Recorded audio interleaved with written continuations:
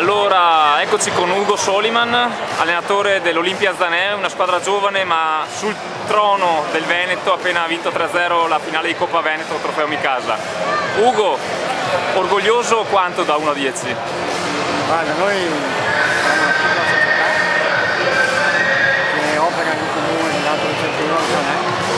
Abbiamo la fortuna di avere un'amministrazione comunale molto sensibile allo sport.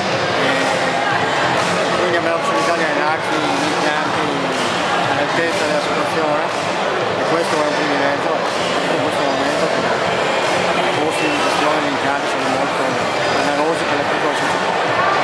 Stasera ci siamo superati e abbiamo fatto riuscire a coinvolgere tutta questa gente, questa nuvola arancione che ci ha sostenuto e incitato per tutta la partita, è un'emozione che non riesco a spiegare. Avevi detto prima della partita stiamo attenti al loro muro, ma sono stati loro che hanno subito parecchio il vostro. Noi siamo stati bravi dal punto di vista della disciplina tattica, poi chiaramente loro hanno perso delle sicurezze perché li abbiamo colpiti nei punti dove loro hanno difficoltà.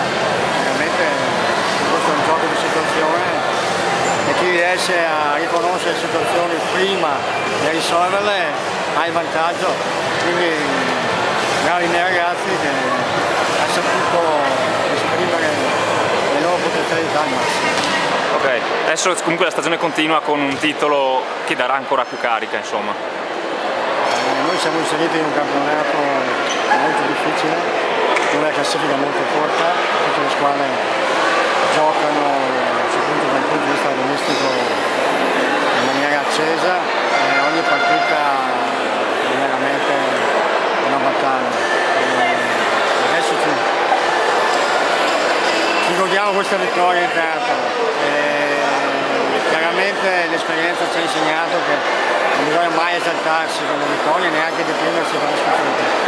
Andiamo avanti un passo avanti. Adesso però un po' di festa meritata. Adesso sì. Grazie allora Ugo e in bocca al lupo per il resto della stagione.